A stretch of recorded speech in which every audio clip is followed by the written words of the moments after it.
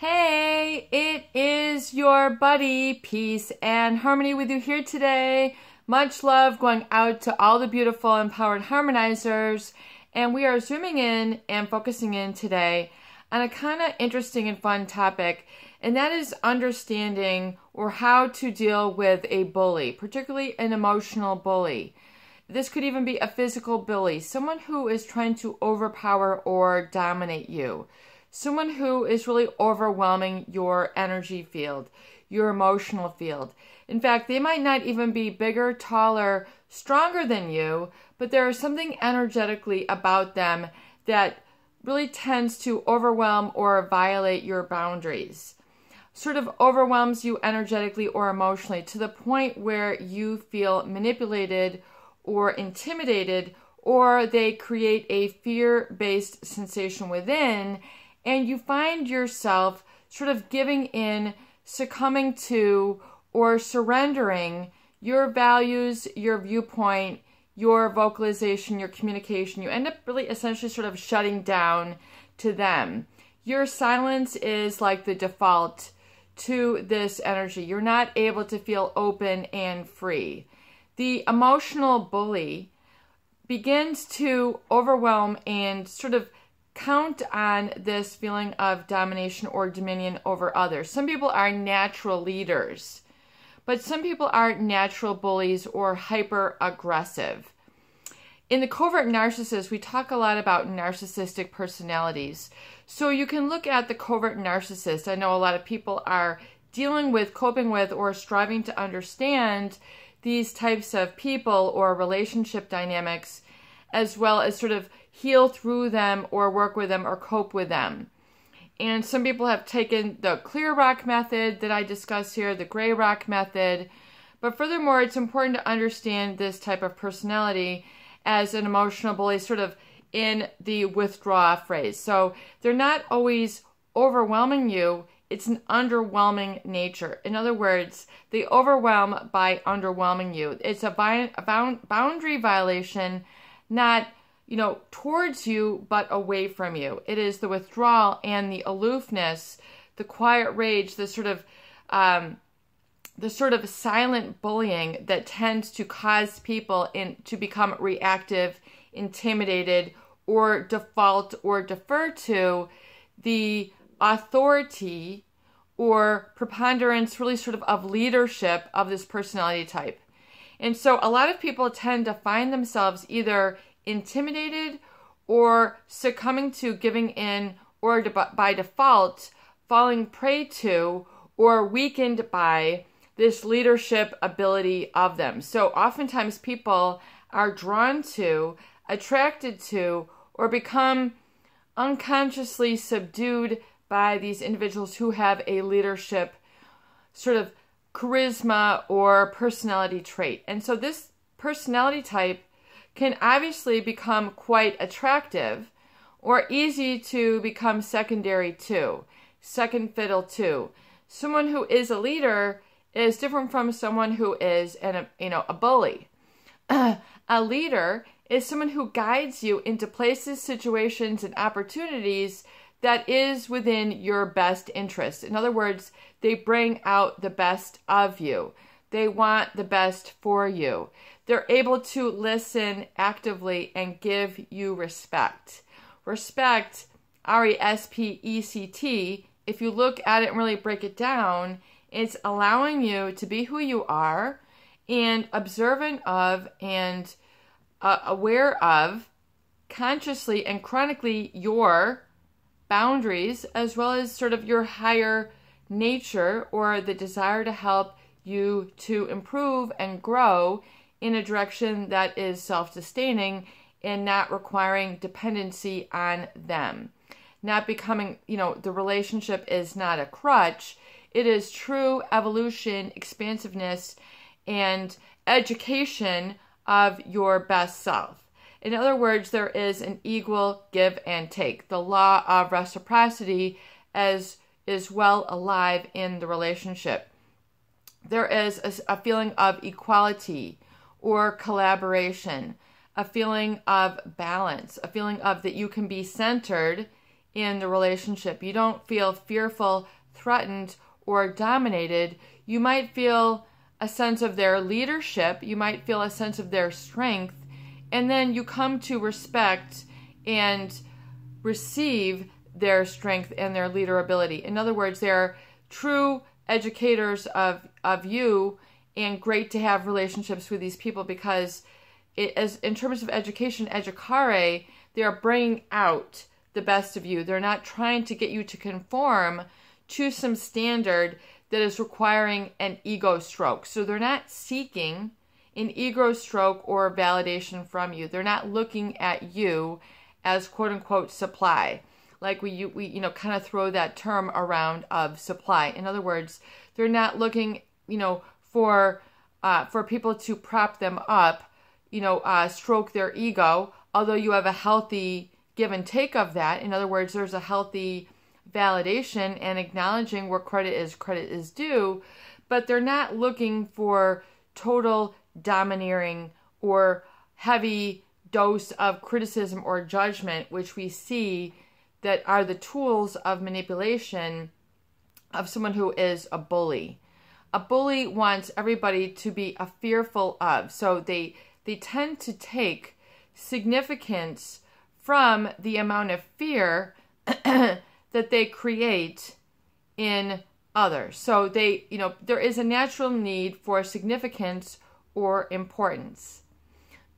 People do want to feel like they are a somebody. People don't feeling like they are nobody. People don't like feeling that they're quaking and in, the shadows thereof. People do like to be led, and they do like to be led, when needed, and then exchange for their own best interest, and then where they can then become stronger, more secure, or a leader unto themselves, and then furthermore, a leader unto others. Now, the bully will basically shut people down and not allow them to live according to what's in their best interest, or allow them to be self-sustaining, allow them to pursue their own spiritual or physical or emotional needs, psychological needs for growth, to follow their desires, their interests, or what they love to do.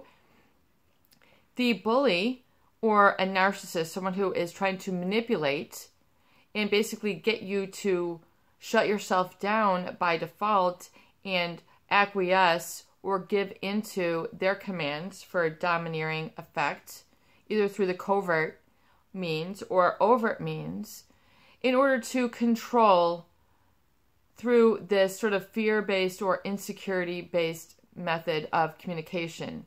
Criticism, judgment, you must adhere to and conform to what they need, and oftentimes this conflicts with your best interest. So hence manipulation sets in. A bully is manipulative. They're trying to gain more ground through obtaining their significance or promulgating or forcing their self-importance, their significance, through aggressive or undue violating means. So a bully might, push others around physically. They might intimidate or use threats. They might, tell you that, you better look out. So they create a feeling of paranoia. They create a feeling of weakness in others versus strength in others. They create a feeling of dependence. In other words, you must give up to them according to their requests, and oftentimes it is in violation to your free will. So we see then a lack of free will. Your free will is not permitted to express itself. You feel you have a feeling of being in control, but it's not in your best interest. So again, a leader, oftentimes you feel a sense of being led to a good place, a right place, a nice place, something you want to go to. You are then in agreement. You have a sense of, your free will is enacted. In other words, you have a feeling of choice. And then you're able to furthermore add to that choice through your own experience or involvement or interaction. You don't feel that you're losing ground, or you're losing sanity, or you're losing security. You don't feel a sense of loss or grief. You feel a sense of mutual enhancement. So a bully will then gain importance or significance through oftentimes too aggressive means. They gain immediate strength through their threats. That's why we see, people who control others through weapons, etc., etc., etc. They have immediate command when they threaten others. And there's this emotional bullying, which takes place oftentimes through the gaslighting, sabotaging, and scapegoating of others, telling you false messages or false messages of fear. In other words, that you don't know what you're talking about, you're crazy, you're da-da-da-da-da. They'll give you these false messages, and then you're not able really to act without their viewpoint. There's a feeling of dependency, so there's a feeling of having to submit, a feeling of submission. And then oftentimes if you're laying down your free will, this is a good red flag or indicator that you're in the presence of a narcissist or someone who does not have your best interest in mind, who's only looking to enhance their own self-importance in the relationship. They want all eyes on them. They want you to defer and default to them. In other words, there's a sense of you becoming invisible. There's a sense of you losing your free will. There's a feeling of you losing your own respect of self. There's a feeling of you sort of forgoing your own feelings in order to give in to them. And so that is the root feeling really of being manipulated. And so, this might also be like then how the relationship becomes fear-based, intimidation-based, which then sets the grounds for addiction to this person. The neurochemical reactions that are, enacted in your fight or flight become like a new normal if you're around this relationship for your own sort of carving of your own role or place in the world. If your place in the world is then so much defined by the life of this individual, then you're really running the risk of being manipulated or, really falling into prey of someone who could be psychopathic, being when you're vulnerable, making you so vulnerable that you can't act for yourself. The addiction then sets in when you have to constantly think about this person.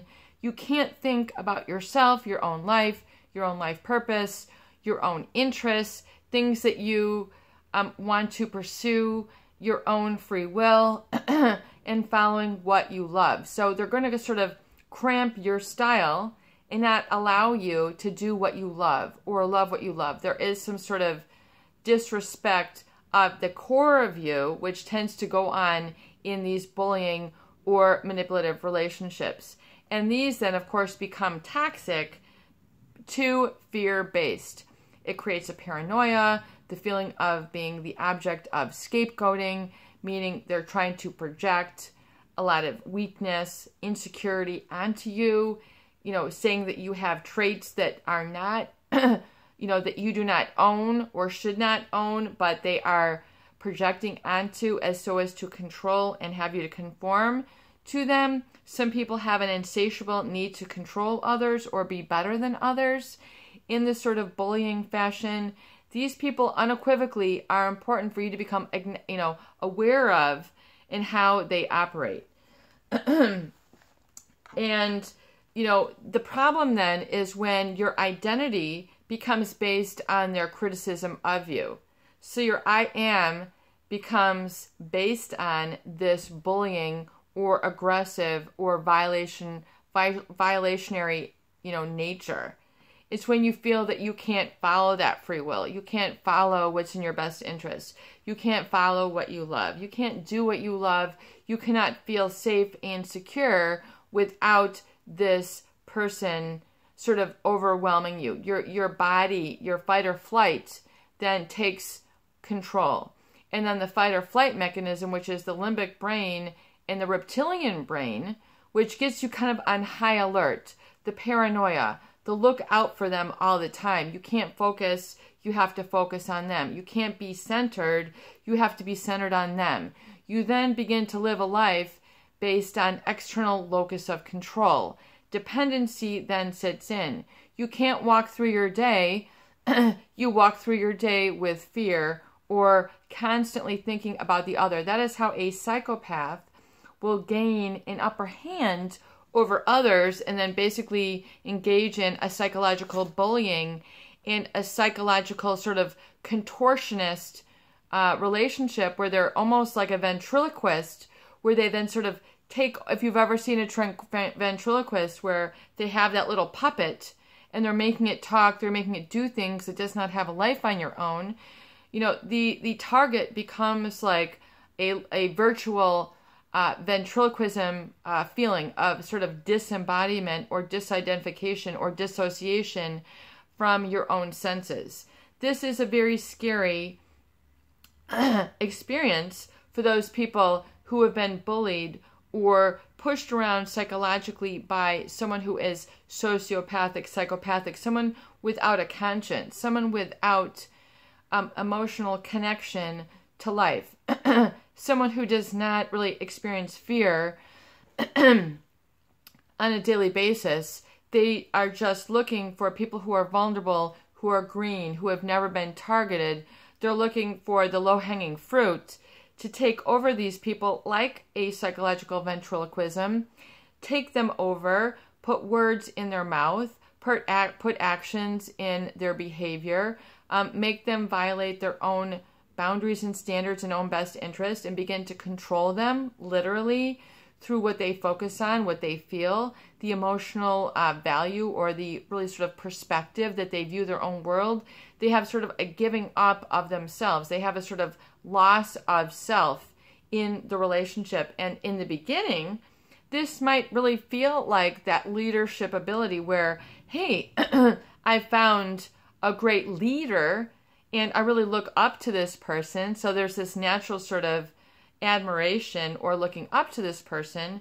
But in the event of a psychopath or someone who is a sociopath, someone who does not have a conscience, i.e. they don't have a moral compass, they don't act by what is good for humanity or heart-centered or value-centered, meaning they connect to a value for things, meaning things like love, humanity, compassion, integrity, respect. They don't live those concepts. They don't have that. There ain't no heart, in the metal. Like the Tin Man. Isn't he the one in The Wizard of Oz that wish he had a heart? And that and like the Scarecrow that wish he had courage. So it's kind of like you're dealing with a hard metal body that doesn't have any heart. And you're there to sort of keep them like emotional oil and keep them from squeaking. And they know just when to squeak to get you to give them the attention, give them the love, give them the support, and sort of empty yourself out and allow them to take over you like the emotional ventriloquist.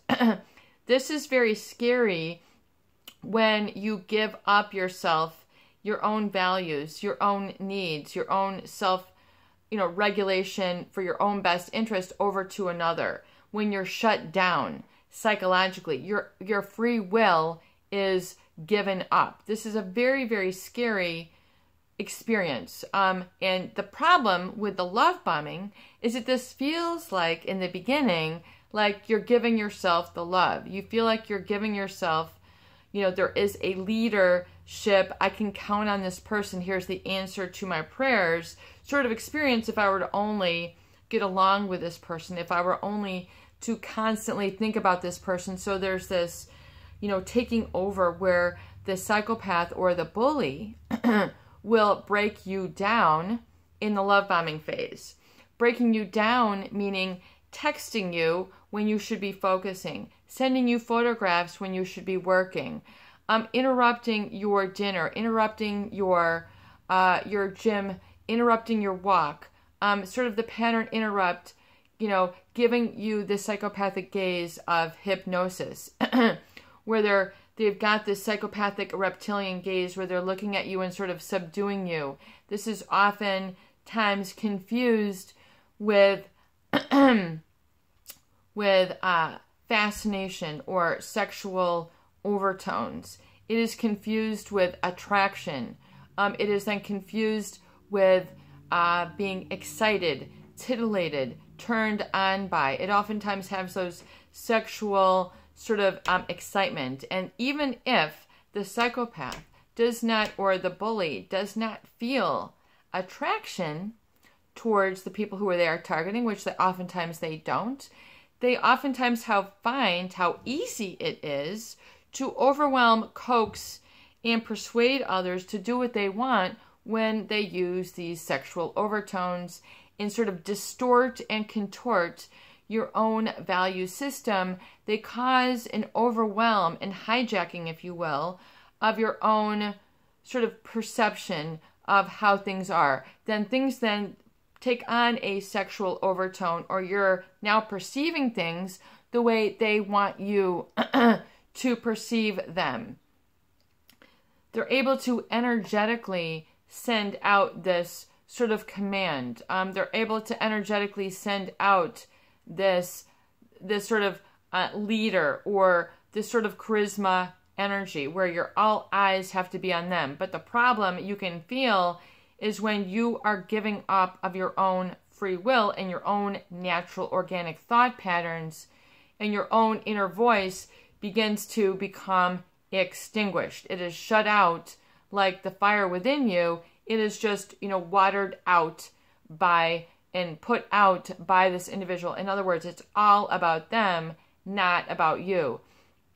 So oftentimes people find themselves empty-handed, completely fear-stricken, when they cannot then think for themselves, when this person has then devalued and discarded them, or they have exposed them to the fact where they've found that they are pathological liars. They are pathological emotional bullies. In fact, bully is too soft, too gentle a word to describe this personality type. They are truly, annihilating to others, emotionally, psychologically, spiritually, physically. They really sort of emotionally bankrupt others. They spiritually bankrupt others.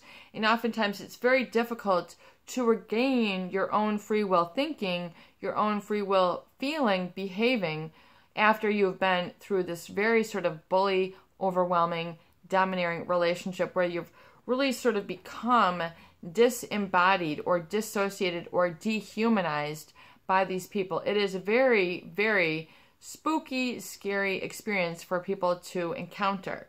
And oftentimes people don't, who have never been brainwashed in this way, gaslighted in this way, really sort of, controlled and overwhelmed in the completest sense of the term in this way, they don't know how to extract themselves and then begin to regain their free will, begin their communication outside of that fear-based feeling, that sort of disembodied, disenfranchised, dissociated, dehumanized experience. So it's really an important thing to recognize that in the beginning, there might be this feeling of looking up to or admiring of this person. And this person might be or have been fulfilling of a very specific need for you.